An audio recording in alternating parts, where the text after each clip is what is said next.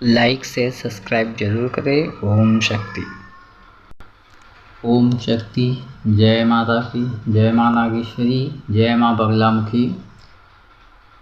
दोस्तों, मैं निखिल शर्मा आप सभी का स्वागत करता हूं अपने यूट्यूब चैनल पे। आज हम यहां पर लाए हैं, आज नवरात्रि का तीसरा दिन है, तो सूक्ष्म हवन हम कैसे 9 दिनों तक करते हैं और आखिरी समय में भी वो कैसे करेंगे।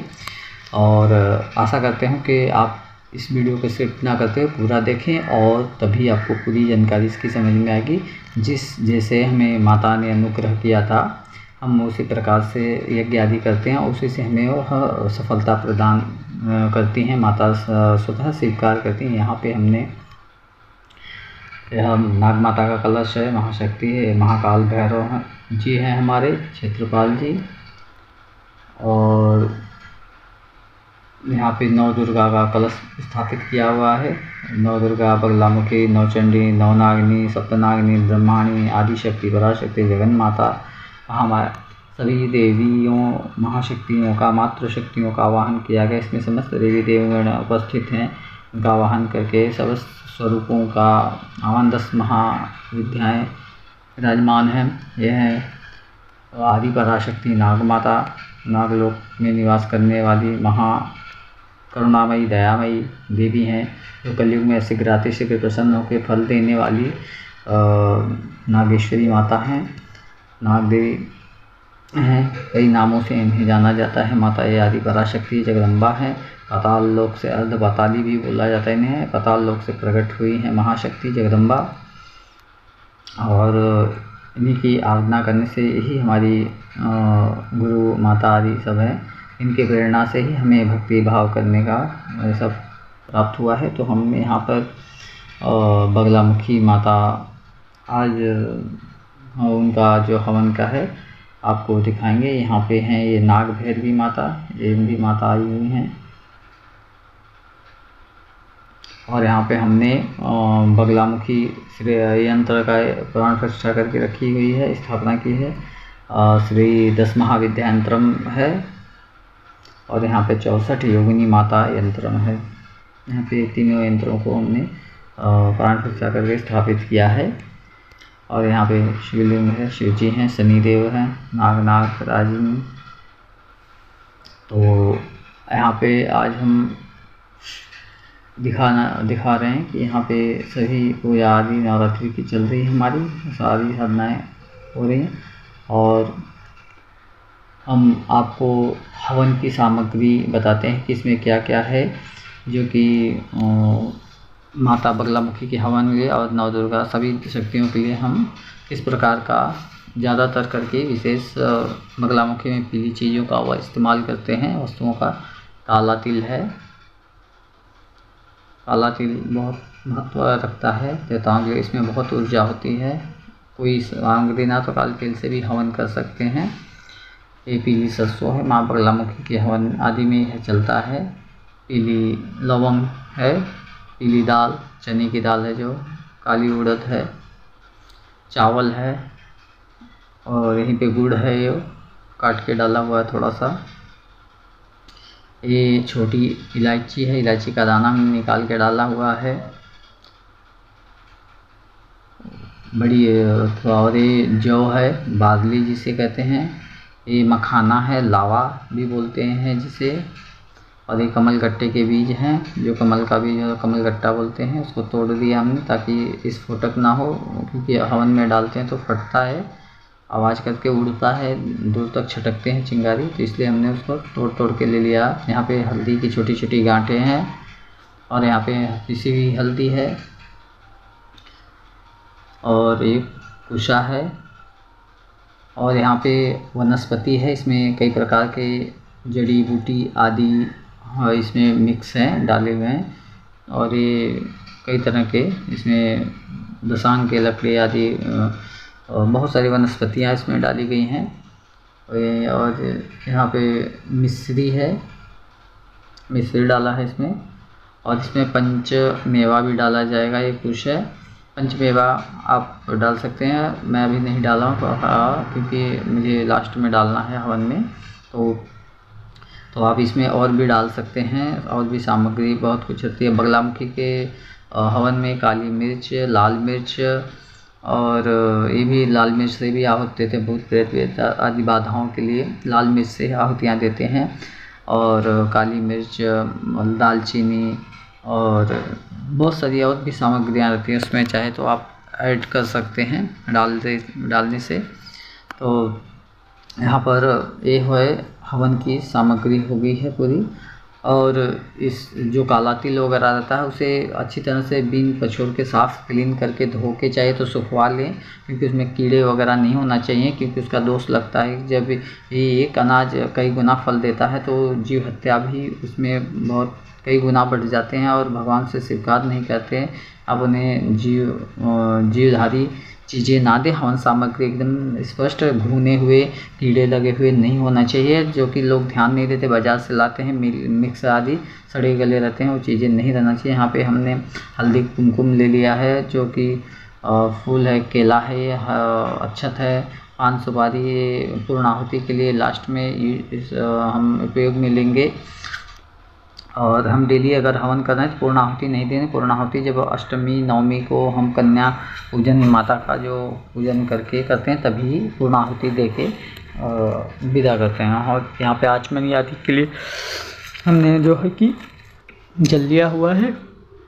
और हवन सामग्री का विशेष ध्यान दें, कोई भी सड़ी गली चीज़ें नहीं होनी चाहिए, उसमें कीड़े उड़े नहीं पड़े रहने। लकड़ी का भी वही विशेष है। यहाँ पे हम आसन का बताते हैं। ये आसन है कुश आसन है। एक कुश का प्योर जो कुश होता है हमने गांव से निकाल के कुशा का बनाए। मार्केट में मिलने वाला कुश डुप्लीकेट होता है, उसमें वो दूसरी घास होती है उसकी बनाते हैं ज़्यादातर करके। तो ये कुश का आसन हमने स्वयं अपने हाथों से ही काट के ला के निकाल के विधिवत बनाया है। और इसके ऊपर हमने काला कंबल डाला है जो भेड़ के होते हैं, और इसके ऊपर पीताम्बरा पीला वस्त्र डाला है, ताकि माँ बगलामुखी का है तो उसके ऊपर हमने आसन, पीला आसन चाहिए तो उसके लिए हमने पीले कपड़े का ले लिया। यहाँ पे हमारा ये हवन कुंड है। इस कुंड, ये हमारा तांबे का कुंड है। ताम्र का कुंड अच्छा होता है, या तो मिट्टी का बना सर्वश्रेष्ठ होता है भूमि पे। तो यहाँ पे हमने तांबे का लिया है, तो ये अच्छा पड़ता है। और इसके नीचे हमें कुछ रख के इसको हाइट दे के रखना पड़ेगा। ये है अपना घृत है, घी। ये छोटा पात्र है जिसमें कपूर थोड़ी सी डालेंगे और जल डाल देंगे, ताकि यज्ञ की जो आहुतियाँ हम देंगे 7 आहुतियाँ वो उसमें डालते हैं। और उसी को प्रसाद स्वरूप लास्ट में हम लगा के सब सेकते हैं, और उसकी सुगंध लेते हैं, पूरे शरीर पे हल्का हल्का स्पर्श करते हैं।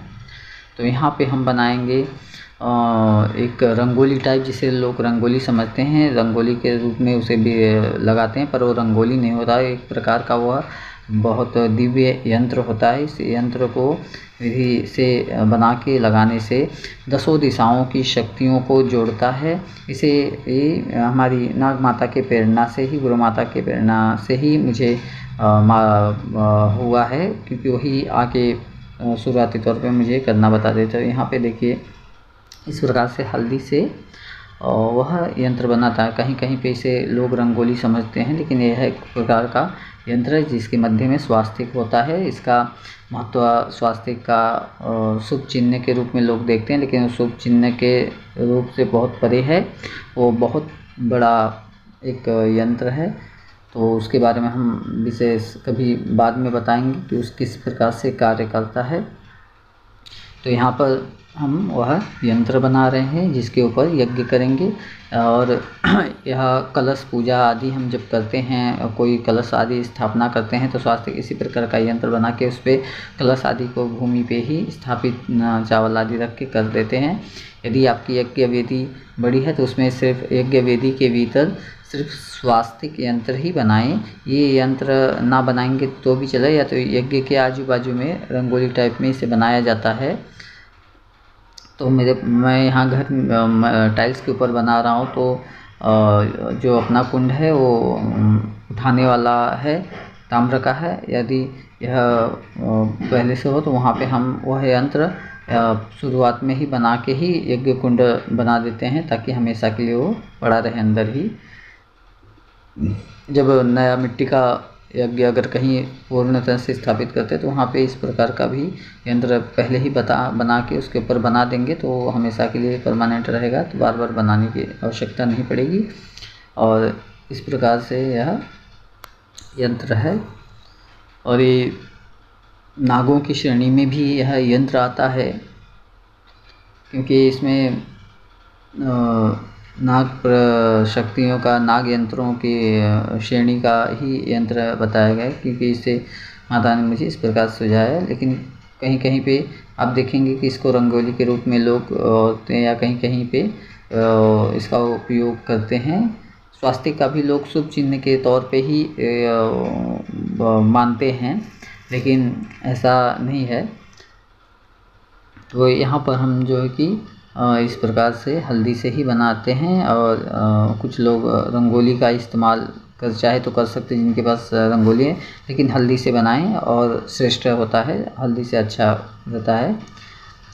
हल्दी का बना हुआ यंत्र माँ पीताम्बरा और बगलामुखी माता के लिए भी बहुत उचित है। तो आप हल्दी से ही इस यंत्र को बनाएं और इस पे ही यज्ञ करें। और यदि आप बगलामुखी माता को भी अगर आप बिठाते हैं, कहीं पे आसन देते हैं जो कपड़े आदि लगा के, तो उस कपड़ा लगाने के बाद उस पे भी यह यंत्र बना के आप उस पे कलश की स्थापना कर सकते हैं। नव दुर्गा का, चंडी का हो, कोई भी कलश आप स्थापना करते हैं, शक्ति कलश, तो आप इस प्रकार से यह शक्ति यंत्र बना के कर सकते हैं। ये चारों 10 दिशाओं की ऊर्जाओं को नियंत्रित करके खींचता है। इसका बहुत बड़ा महत्व है, हर किसी को नहीं पता है इसके बारे में, तो कभी विस्तार से इसके बारे में बताएंगे हम। इस प्रकार से यह सारे हमें कर लेना है। फिर लाल सभी दिशाओं में यह एक ऊर्जा का स्रोत है जो दिखा रहे हैं, वह 10 दिशाओं में ये शक्ति को भेज रहा है। और वहाँ से वो शक्ति को यज्ञ जब होता है तो यहाँ की शक्तियाँ पूरी ऊर्जावान होकर 10 दिशाओं में जब ये स्वास्थ्य चलता है यंत्र, तो 10 दिशाओं में यह ऊर्जा भेजने लगता है। और इस प्रकार से कुमकुम आदि से इसे कर ले। हल्दी कुमकुम से बना यह यंत्र बहुत ही शुभकारी, लाभदायी है। इसे घर आदि में भी करें, पर यह पैरों वैरों में उल्लंघन नहीं होना चाहिए, इसका ध्यान रखें। यह कोई साधारण यंत्र नहीं है, बहुत पावरफुल यंत्र होता है जो 200 दिशाओं की शक्तियों को खींचता है, नियंत्रित करता है जब चलता है। तो बाकी लोग रंगोली के रूप में ही इसे मानते हैं, वो अलग बात है, पर माता ने हमें जो बताया है इसका बहुत महत्व है। लोग आप सभी भक्तों में यह शेयर इसलिए कर रहे हैं कि इसका सभी लाभ उठा सकते हैं भक्तगण, इस यंत्र के महत्व को समझें, जानें। तो यहाँ पे हमारा जो है कि यह यंत्र हो गया है कंप्लीट। इसी प्रकार अब हम यहाँ पे जो है कि हवन कुंड स्थापित करें। तो यहाँ पे टाइल्स है, तो हमें एक पात्र लेंगे और जो पात्र में थोड़ा सा पानी भर के इसके ऊपर रखेंगे ताकि टाइल्स वगैरह हीट होके कुछ डैमेज ना हो। और क्योंकि हीट डायरेक्ट टाइल्स पे रहेगा तो गर्म होकर टाइल्स क्रैक होने की संभावना रहती है। तो यहाँ पे हम एक पात्र रखते हैं, ये देखिए इसमें पानी हमने जल डाल दिया है। अब इसके ऊपर ही हम स्थापित कर देंगे, या आप ईंट वगैरह भी आप रख सकते हैं, उसके ऊपर भी स्थापित कर सकते हैं। इस प्रकार से हमने यहाँ पे इसको स्थापित कर दिया। और हमें हल्दी कुमकुम से भी यज्ञ कुंड को भी सजाना रहता है। तो यह कुंड इस प्रकार का है, इसमें त्रिदेवों का निवास रहता है, ब्रह्मा विष्णु महेश। तो हम यहाँ पे चारों साइड में थोड़ी थोड़ी हल्दी कुमकुम लगा देते हैं, इन्हें भी सजाना आदि रहता है। तो यहाँ पर जो है कि अपना ये कुशा है, कुशा का हम उपयोग यहाँ पे इसलिए करेंगे कि ये जो कुसा होता है हमारी यज्ञ की चारों दिशाओं से रक्षा करेगा।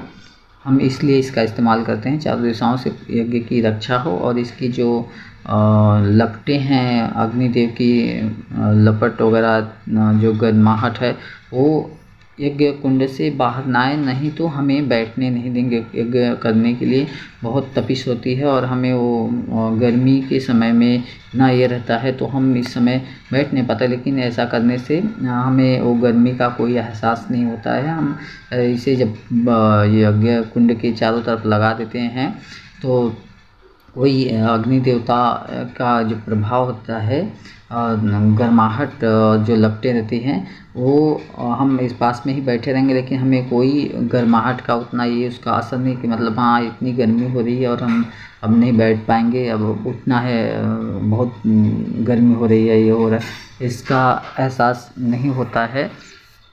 तो यहाँ पर हम इस प्रकार से कुसा को लगा के चारों तरफ से रक्षा घेरा हो जाएगा और कोई अशुद्धि या दुष्ट शक्तियाँ भी इसमें प्रवेश ना करें, कि ये एक प्रकार का महाअस्त्र भी है और अस्त्र भी है। तो इस प्रकार से हमें चारों तरफ से इसको रक्षा, और हम अगर नहीं कुशा है और जल से भी थोड़े लोग मंत्रों द्वारा जल से चारों तरफ यज्ञ के कुंड के पास छींटा देते हैं ताकि उससे भी शीतलता बनी रहे। और ये दीप है, दीप प्रज्वलित कर लें और अक्षत रख के, अगर अखंड ज्योति आपकी जल रही है तो कोई आवश्यकता नहीं, फिर भी एक ज्योति पास में रहती है तो हमें अग्नि वगैरह यदि अकेले हैं तो और कोई नहीं है तो इस तरह से घी वगैरह डालने के लिए, अगर यदि अग्नि बुझ गई तो उन्हें कपूर वपूर से जलाने के लिए हमें आसान पड़ता है, तो ज्योति एक पास में रखें तो बहुत अच्छा रहता है। और हमें जो है कि आहुतियाँ देते हैं, ये जो छोटा पात्र हमारे यहाँ दिख रहा है वो 7 आहुतियाँ ये स्ट्रुआ है। इससे हम एक्चुअली ये लकड़ी का होता है, तो लकड़ी का अपने पास नहीं तो उसमें हमने लकड़ी की जोड़ दिया, और ये तांबे का बना हुआ चमचे है जिससे हमें घृत डालने में थोड़ी आसानी अच्छी होती है। और 2 जन है तो इसका उपयोग हम करते हैं, और नहीं तो इसका उपयोग हम इस प्रकार से करते हैं। यहाँ पे जो हवन है सामग्री है इसे सब मिला लेना, इसमें घी डाल लेना है ताकि घी डाल के मिक्स कर लेंगे तो अकेले हैं तो हवन करने के लिए बहुत अच्छा हो जाता है, क्योंकि 2 घी और ये बारी बारी से नहीं डाल सकते, तो एक ही बार डालना है। तो घी इसमें पहले ही डाल के सब कपूर आदि थोड़ा सा डालते हैं। इसमें हवन सामग्री और भी आप चाहे तो मिला सकते हैं, पंचमेवा आदि सब डालना रहता है। और हाथ पोंछने के लिए रुमाल रखना पास में चाहिए। और जो है कि यहाँ पे अब स्टार्ट करते हैं। यहाँ पे हम अब सर्वप्रथम आचमनी करेंगे। आचमनी करने के लिए जल और चम्मच वाला होना चाहिए, ये हमारा ताम्र और पीतल का है। तो यहाँ पर हमने घी इसमें थोड़ा डालना है, दीप में कम है तो यहाँ घृत को डाल के रखें। ज्योति यज्ञ जब तक चलता है तब तक चलते रहना चाहिए। अगर हम नया ज्योति अगर कहीं हवन दूसरी जगह कर रहे हैं तो हमें ज्योति स्थापित करना पड़ता है, तो उसमें डालें ताकि जब तक हवन चलता रहता है ज्योति भी चले। तो अब हम यहाँ पर आचमनी करेंगे। ओम केशवाय नमः, ओम माधवाय नमः, ओम नारायणाय नमः, ओम गोविंदाय नमः स्तवच्छालम करिष्यामि। हाथ धोते हैं। अब इसके बाद हम इस पर जल लेके पवित्र होंगे। ओम अपवित्रो पवित्रो वा सर्वावस्थागतो विवाह स्मृत पुंडरीकाक्ष सभाभ्यंतर शुचिः। पुंडरीकाक्ष पुनाथ पुंडरीकाक्ष पुनाथ पुंडरीकाक्ष पुनाथ 3 बार बोल के हमें सारी सामग्री पे जल छिड़कना है ताकि सारे जो वस्तु है लकड़ी आदि पे अशुद्ध न रहे, सब शुद्ध हो जाए भगवान के पुंडरी के नाम से। तो हमने सब शुद्धि करके ले लिए हैं। अब यहाँ के आप प्राणायाम करेंगे।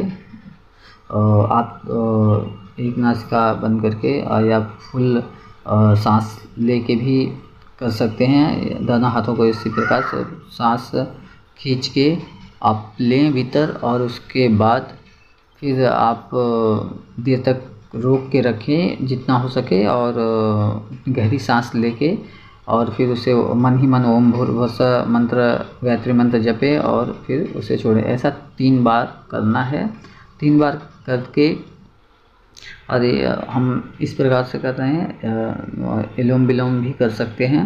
तो गहरी सांसें लेनी है और मन ही मन गायत्री मंत्र जपना है। 3 बार ऐसा करना, लेना है, छोड़ना है, फिर लेना है और छोड़ना है।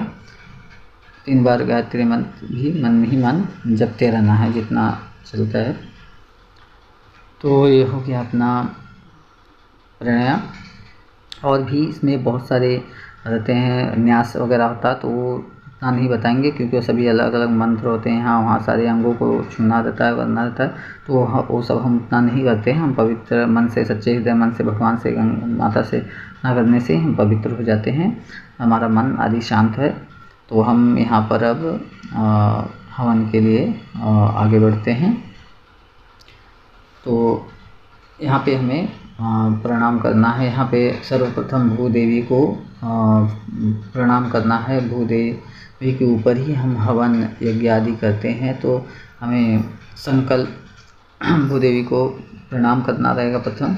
अब हम संकल्प, आप अग्नि देव को प्रज्वलित करने के बाद भी ले सकते हैं। तो ज्योति जल रही, तो हम यहाँ पे संकल्प पहले ही ले लेते हैं क्योंकि अग्नि जलेगी तो समय लगता है। और संकल्प लें, उसमें जो भी आप तो आपके मन में जो भी है वो बोलना है। यहाँ पर हमें 3 बार विष्णु विष्णु विष्णु, ओम विष्णु विष्णु विष्णु बोल कर संकल्प में आप दिन, वार, नक्षत्र, योग, करण, वार और आपका गोत्र आदि नाम भी, अपना नाम लेना पड़ता है। ये सब कुछ एक बुक आदि में है, चाहे तो मैं आपको अपने इसमें दे दूंगा, नहीं तो आप देखेंगे तो संकल्प का। यदि ये भी आपसे नहीं हो पाएगा, आप उतना ध्यान में नहीं रख पाते हैं संकल्प लेने में दिन, वार, नक्षत्र आदि का, तो आप श्री भगवान विष्णु का, नारायण का जो है ओम विष्णु विष्णु विष्णु 3 बार इसका उच्चारण करके आप अपना नाम बोले और बोले भगवान आज का दिन, वार, नक्षत्र, दिन, वार तारीख है, आज मैं यह कार्य, नवरात्रि का या जो भी पूजा आपने भाषा में भी आप बोल सकते हैं, कोई ज़रूरी नहीं संस्कृत में, अथवा उस आप अपने भाषा में जो भी आपके मन में है वो आप बोलें कि हम किस उद्देश्य से कर रहे हैं। बगलामुखी माता का, नव दुर्गा का कलश बिठाए हैं, बगलामुखी हवन कर रहे हैं, नित्य कर रहे हैं, और हमें इसके क्या लाभ है, हमें क्या प्रण, आप संकल्प में वो सब बोलें। आप किस लिए कर रहे हो हवन से, आपको क्या लाभ होना चाहिए, आप जो चाहते हो, आपके जो भी मन में है वो आप बोले और भगवान से प्रार्थना करें। भगवान हमारे इस यज्ञ में, हमारे ने जो संकल्प किया है करके कर रहे हैं यज्ञ, उस संकल्प के तौर पे हमें इस यज्ञ आदि में हमें सफलता प्रदान करें।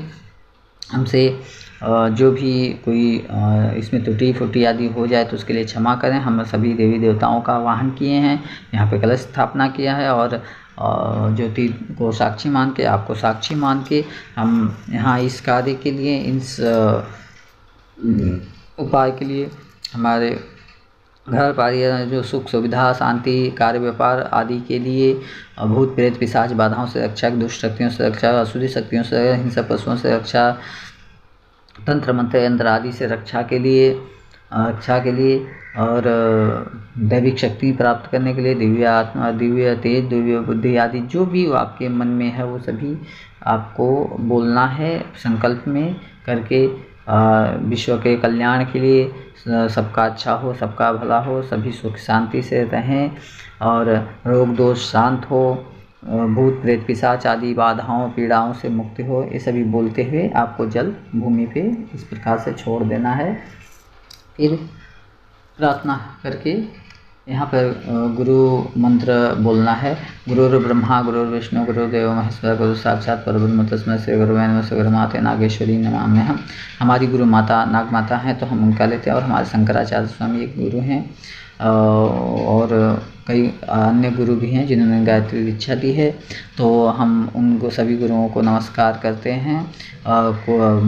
मातृदेव, पितृदेव, कुलदेव और स्थान देवता ब्रह्मदेव सभी देवों का आशीर्वाद लेते हुए प्रार्थना करते कि हमें हवन अनुष्ठान करने आप हमें आशीर्वाद दें और हम यह करने जा रहे हैं, तो आप हमें इसमें सफलता प्रदान करें, किसी भी प्रकार का कोई विघ्न बाधा ना आए। इसलिए गणेश जी का भी स्मरण करें, विनायक जी का, नारद मुनि का, शारदा देवी का, और हम इनका भी स्मरण करते हैं क्योंकि नारद ऋषि और हैं और हमारे यज्ञ आदि में सफलता प्रदान कर सभी के आशीर्वाद से हम यह करेंगे। तो हमें से यदि कोई और प्रार्थना ये भी करनी कि हमसे यज्ञ में यदि कोई गलती हो, टूटी फूटी हो, तो उसे आप लोग गुरुवर आदि इसे आप संभाल लें। हमसे कोई अपराध हो जाए मंत्रोच्चारण में, विधि विधान में, तो उसके लिए हमें क्षमा करें और आप यहाँ पे यदि आप उपस्थित करके हमारा यह कार्य सफल करवाएं।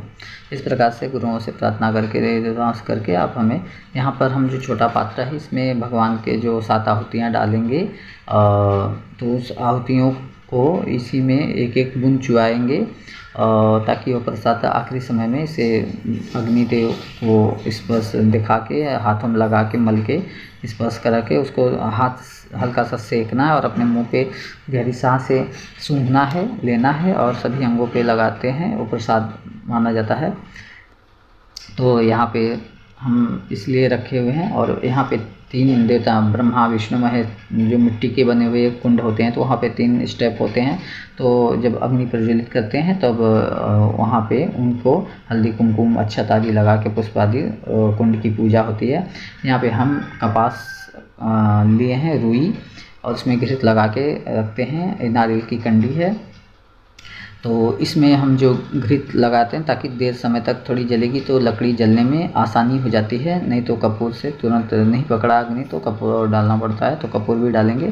तो यहाँ पे हम ये कर रहे हैं, इस प्रकार से डाल लेना है।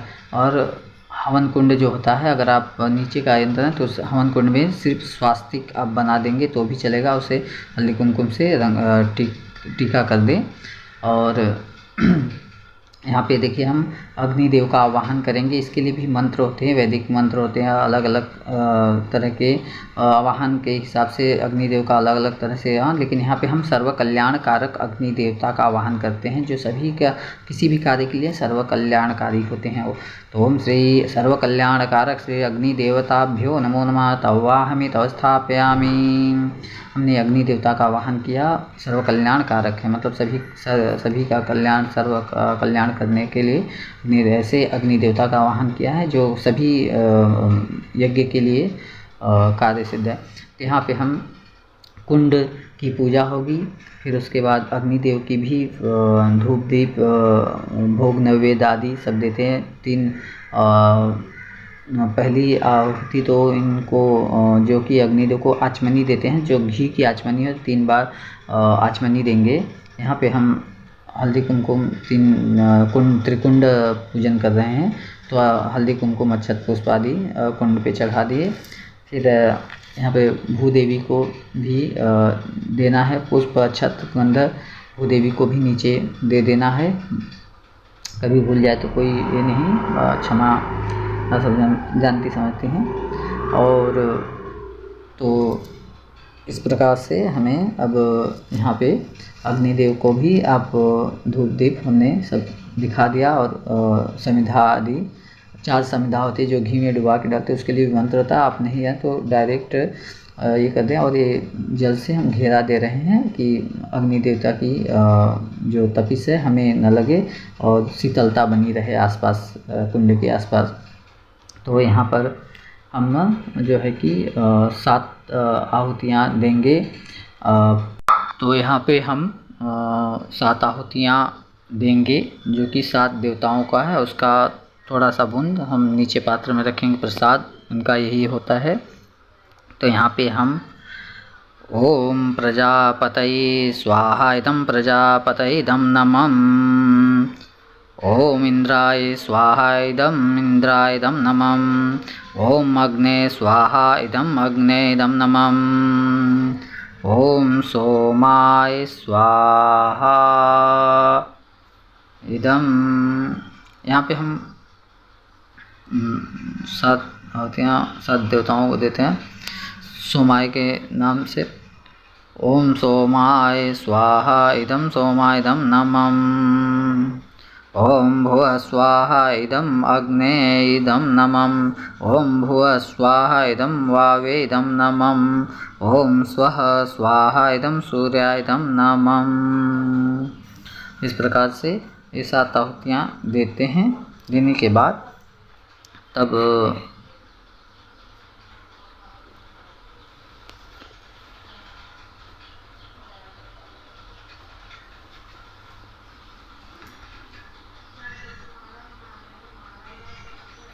अब यहाँ पर हम जो है कि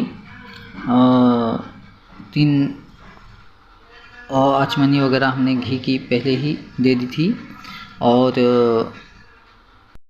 तो 7 आहुतियाँ होने के बाद फिर हम गणेश जी की जो है कि आहुतियाँ डालेंगे। गणेश जी की आप 27, 28 या 12 आप जैसा चाहें वैसा डाल सकते हैं। यहाँ पे गणेश जी का प्रथम आहुतियाँ डालेंगे इन 7 देवताओं के बाद। फिर उसके बाद महागौरी का रहेगा कि गौरी गणेश रहते हैं स्थापित। तो गणेश जी का होने के बाद फिर गौरी की एक 5, 8 यहाँ पे आप 5, 8 या आपको जितना हो सके, क्योंकि कई अन्य देवी देवताओं की आहुतियाँ देनी है तो आप 5, 8 जो भी हैं डाल सकते हैं। और तो यहाँ पे हम 12 देते हैं। कभी जल्दी में रहते हैं समय का ये देखते हुए, तो ज़्यादा आहुतियाँ अगर दूसरी मंत्रों का देना है तो हम कम भी लगा देते हैं। तो यहाँ 12 आहुतियाँ गणेश जी की 27 या 28 आहुतियाँ देते हैं। वहाँ पे फिर गौरी जी की 12 और फिर गायत्री मंत्र से भी आहुतियाँ 12 सभी को देते हैं। तो वहाँ पे हम प्रथम गणेश जी, गौरी जी, गायत्री माता और फिर उसके बाद आप है इंद्रादि 9 ग्रहों को आहुतियाँ देते हैं। और इंद्रादि देव और अन्य आप सभी देवी देवताओं के, नवदुर्गा आदि जिनके हैं सभी नामों से भी आप दे सकते हैं। यदि आप कोई अनुष्ठान करें, कोई भी मंत्र सिद्धि आदि के लिए, यदि आप कोई अनुष्ठान मंत्र सिद्धि के लिए कार्य कर रहे हैं तो आप 9 ग्रह इन 7 लोगों को आहुतियाँ दे, गणेश जी, गौरी और गायत्री माता को आहुतियाँ दे के फिर आप 9 ग्रहों को दे दें। उसके बाद आप जो भी मंत्र है उन मंत्र की सिद्धि के लिए आप उस मंत्र का नाम से, मंत्र के जप से आहुतियाँ चालू कर सकते हैं। और अंत में एक सभी के नाम से एक आहुतियाँ भी आप डाल देंगे तो भी चलेगा, क्योंकि सभी को यज्ञ में जब कलश स्थापित करके यज्ञ करते हैं तो उसमें सभी देवताओं का आह्वान रहता है, तो सभी को आहुतियाँ देनी चाहिए। तो जो भी हो एक या 2 आहुतियाँ, 3 आहुतियाँ भी आप उनके सभी के नाम से दे दो। और जो भी आपके ग्राम देवता, कुल देवता हों, स्थान देवता हों, ब्रह्म देवता, उन सभी के नामों से आहुतियाँ देते हैं ताकि हर किसी को भोग मिले और शक्ति मिले। तो इस प्रकार से यहाँ पे हम सारी आहुतियाँ देते हैं। और लास्ट में जब पूरी हो जाती है तो आसपास जो भी जितने भी सदस्य हैं उन सभी से हवन सामग्री जो रहती है थाली में उसे हाथ लगवा के उसमें एक सुपारी, पान सुपारी और कुछ मीठा गुड़ आदि मिष्ठान जो खीर पूड़ी आदि कुछ बनी है तो वो भी उसमें डाल दें। और वह पूर्ण आहुति के नाम से, उसके लिए भी पूर्ण आहुति के लिए मंत्र होते बोले जाते हैं प्रार्थनाएं के से। तो आप थाली उठा के खड़े होकर आप उसे भगवान से, यज्ञ देवता से आप प्रार्थना करके, हे देवता हमारी ने जो भी पूजा अनुष्ठान जो भी किया है, यज्ञ हवन किया, उसमें कोई टूटी फूटी हुई तो उसके लिए क्षमा करें, हमसे कोई अपराध हो तो क्षमा करें हमें। और हमने जो भी यज्ञ हवन किया है उसकी जो फल है वो हमारी जो यज्ञ आहुतियाँ हैं वो हमारे इष्ट देवी देवताओं तक पहुँचाने की कृपा करें। आप विशाल हृदय के अग्नि देवता हो, आप प्रसन्न हृदय, विशाल हृदय करते हुए हमारे अपराधों को क्षमा करते हुए, हमारे टूटियों फुटियों को क्षमा करते हुए आप हमारे यज्ञ की आहुतियाँ हमारे इष्ट देवी देवताओं तक पहुँचाएँ और हमें आशीर्वाद, जो भी हमने संकल्प करके कार्य किया उन संकल्प के कार्यों को पूर्ण करें, हमारी मनोकामना पूर्ण हो, हमें वो सिद्ध प्रदान करें। यहाँ पे जो है कि केला है, वो भी हम यहाँ पे बगलामुखी माता को केला और अग्निदेव को आखिरी में केला देंगे। हमारा 9 दिन तक ये मतलब हवन तीसरे दिन से चालू किया है, तो हमें यह कंटिन्यू रखेंगे। तो यहाँ पे पूर्ण आहुति अभी नहीं देंगे सुपारी वगैरह का, इसलिए उसमें आपको नहीं दिखा पाऊँगा आखिरी में, तो इसीलिए बता रहा हूँ। और फिर जब हो जाता है अपूर्ण आहुति होने के बाद अग्निदेव से आप प्रार्थना करके फिर अग्निदेव की विदाई रहती है। तो आप जल हाथ में या चमचे में जल लेके 2 बार कुंड के चारों तरफ जल ला के गिराएं। चारों तरफ अग्नि का तरफ जब जल गिरता है गिरा देंगे तो अग्निदेव विराम हो जाता, मतलब वो यहाँ से उनकी विदाई हो जाती है अग्निदेव की। तो इस प्रकार से फिर अग्नि का जो बाजू में जो इसमें कपूर पानी डाल के हमने लिया उससे हाथ लगा के अग्नि की लपटें चाहे हाथ थोड़ा सा दिखा के गर्म करके सूंघना है और पूरे शरीर पे लगा सकते हैं। और उसकी विभूति आप धारण कर सकते हैं प्रसाद स्वरूप में। फिर उसके बाद भूमि पे जल गिरा के भूदेवी को नमस्कार करके जो भी संकल्प लिया है वो संकल्प हाथ में जल लेके भगवान को बोलें जो भी मैंने संकल्प किया वो छोड़ना, संकल्प छोड़ दें। और 1 चमचा जल लेके अपने आसन के नीचे जो है कि गिरा के वहाँ पे आसन के नीचे दाहिनी साइड में डाल के कहें ओम इंद्राय नमः, ओम इंद्राय नमः, ओम इंद्राय नमः, ऐसा बोल के आप ये कर लें, ताकि इंद्र आपके जो फल ले। क्योंकि इंद्रदेव जब हम कोई भी पूजा अनुष्ठान यज्ञ आदि करते हैं तो इंद्रदेव हमारे आसन के यहाँ ही विराजमान रहते हैं, नीचे ही रहते हैं। वह उन्हें कुछ परसेंटेज हमारे जो यज्ञ का फल होता है उन्हें डायरेक्टली मिलता है, 25% या कुछ ऐसा है। तो हम यदि उस जो वहाँ पे हमने जो हवन यज्ञ आदि किया है अगर उसे हम लेंगे नहीं जो भी हमें मिलने वाला है, तो अगर हम इस प्रकार से आसन पे ये नहीं करेंगे तो उस यज्ञ का जो फल होता है वो इंद्र लेके चले जाते हैं, इंद्रदेव। तो इसी प्रकार इसीलिए हम इंद्रदेव को आसन के नीचे जल छिड़क के ओम इंद्राय नमः, ओम इंद्राय नमः 2 बार बोल के नमस्कार कर लेना है। और भूदेवी को नमस्कार करके तब अग्नि हवन से आप उठ सकते हैं।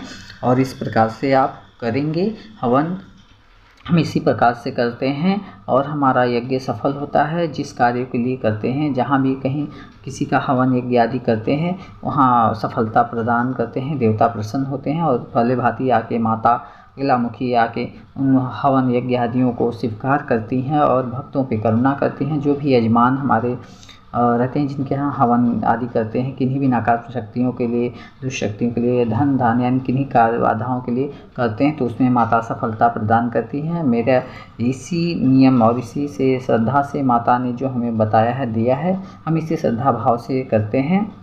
बस इसमें आप सभी भी श्रद्धा भाव से इसी प्रकार से करें। उसमें थोड़ा आगे पीछे अगर कुछ हो जाता है तो उसमें कोई ये नहीं है, माता प्रभु ईश्वर सब समझ के ले लेते हैं कि जैसे भी दे रहा है, चलो उसे नहीं पता है तो चलता है। और विधि विधान सब अलग अलग होते हैं, तो आप सभी इसी प्रकार से करें। तो आशा करते हैं कि आप सभी को यह हवन की सूक्ष्म पद्धति पसंद आई होगी और आप सभी ऐसा करें और माता का अनुग्रह कृपा आप पे बना रहे। माता सबका कल्याण करे, सभी को सुखी रखे। ओम शक्ति। जय माँ नागेश्वरी, जय माँ बगलामुखी। ओम काड़ी ह्रीं काड़ी जय काड़ी विजय काड़ी दुर्गा। ओम